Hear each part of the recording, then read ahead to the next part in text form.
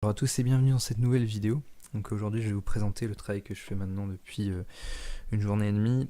En fait je fais une sorte de collection de classes, exactement ça, pour Monogame, donc avec le langage C#.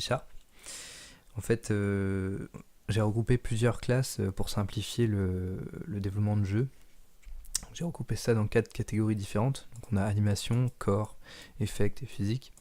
Donc corps c'est tout les choses de base en fait, donc je sais pas trop, c'est la première fois que je fais ça, donc je range d'une manière peut-être un peu hasardeuse, mais bon, ça me semble logique pour le moment.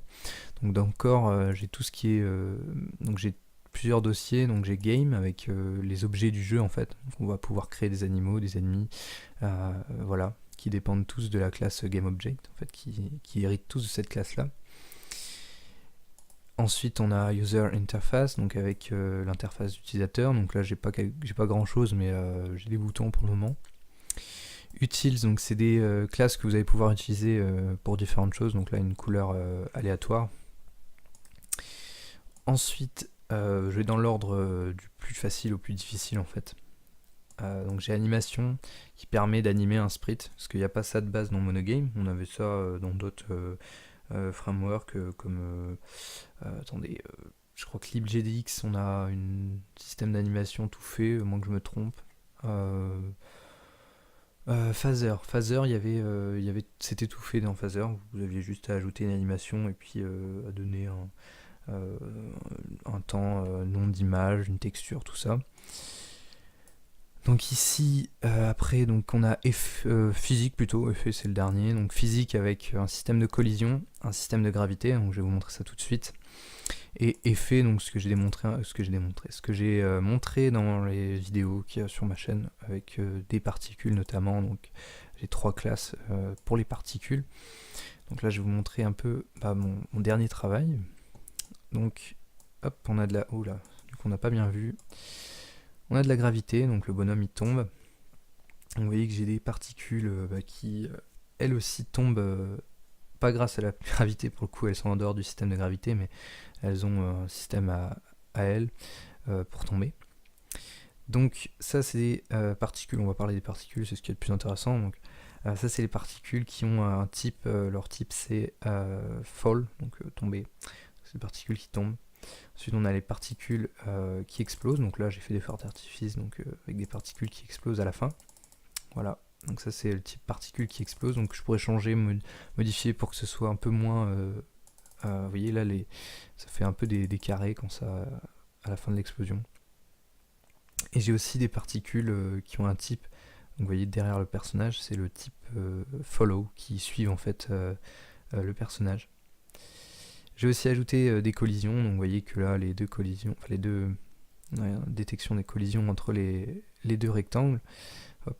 Donc ici aussi, bon il y a une différence entre les deux, c'est pour ça que j'en ai deux, mais celui-là en fait ça vérifie la collision entre lui et le rectangle qui est au niveau de la souris, alors que ici ça va vérifier la collision entre le rectangle qui est au niveau de la souris et tous les objets qui sont dans dans ce que j'ai appelé en fait le collision system. En fait on peut ajouter des objets au système de collision, ce qui évite d'avoir à tout le temps vérifier si la collision se fait entre deux objets.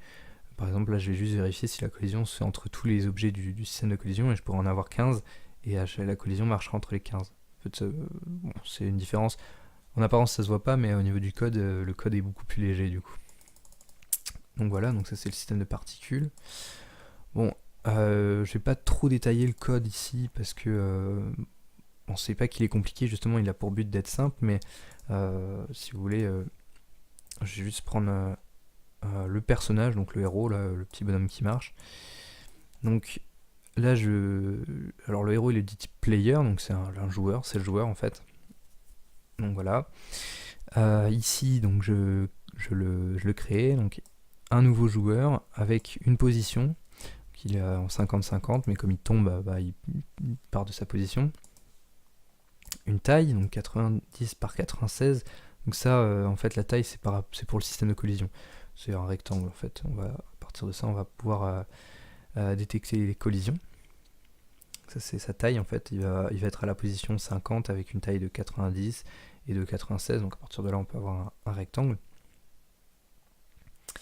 Ensuite, on va voir donc ça, Hero Particle, c'est pour les particules, en fait pas que du héros, mais toutes les particules du jeu. Donc en fait, j'aurais dû mettre Particle Manager ou Particle System, mais bon, je fais ça au début, donc je laissais comme ça. Et tout simplement, avec la classe Player, enfin ça c'est GameObject plutôt, mais Player hérite de GameObject, donc c'est la même chose. Avec la classe Player, on peut utiliser la méthode AddAnimation, qui nous permet d'ajouter une animation avec un nom. On charge une texture. Donc là, pour le coup, la texture, ça va être Spreadsheet, donc c'est celle-là. Donc ça va être cette texture-là, vous voyez, qui est composée de carrés de 90 par 96. Il y en a 5. Donc c'est ce que j'indique ici, 5. Et là, c'est is looping, donc c'est-à-dire si ça tourne en boucle. Donc là, c'est true. Vous voyez que si j'enlève ça, hop, je vais mettre false. Hop, et là, du coup, vous voyez que ça s'arrête parce que c'est pas en boucle, ça tourne pas en boucle. Donc, du coup, je vais remettre true. Et là, je lui charge une deuxième animation qui s'appelle Prix. Et en fait, après, en faisant hero.setAnimation, je peux choisir l'animation que je veux juste par le nom de l'animation. Donc, pas besoin de s'embêter. Et ça, en fait, j'ai oublié de le dire, c'est la vitesse à laquelle va boucler l'animation. Enfin, va tourner l'animation. Si je mets 100 pour vous montrer vraiment la différence. Oh, petit lag. Ouais, hop. Voilà. Et la différence. Donc je peux régler la vitesse de l'animation. Hop. Donc tout simplement. Ensuite, par exemple, ici, donc quand j'appuie sur espace, je change d'animation. Vous voyez cette animation prix. Donc ça peut être pas mal quand on veut déplacer un joueur pour qu'il ait ce qu'on appelle une animation quand il bouge pas, quoi. Et une animation quand il bouge. Et sinon, donc là j'ai mon je génère une particule en fait. Donc là par exemple, donc là quand j'appuie sur la souris, je génère un firehawk, donc un feu d'artifice. Mais ici, je génère une particule avec. Donc là c'est la particule texture 2, donc c'est celle-ci qui est toute petite. Donc ça c'est une particule une texture de particule. Un nouveau vecteur avec. En fait ça c'est la position de la particule. Ici, enfin de la particule, des particules, où est-ce qu'elles vont spawner en fait, parce que quand je fais générer de particules, j'en ai généré plusieurs. Notamment là je dis que j'en génère 10, et oh attendez, ici je dis que j'en génère 2, et 10 en fait c'est la durée de vie de la particule, si je me trompe pas. Attendez, je réfléchis. On va les voir, mais c'est vrai que comme elle est assez longue, la méthode, comme il y a beaucoup de paramètres, vous voyez on a particle number en premier, particle type, voilà on a particle type, et juste avant lifetime, donc c'est bien ça, c'est la durée de vie de la particule.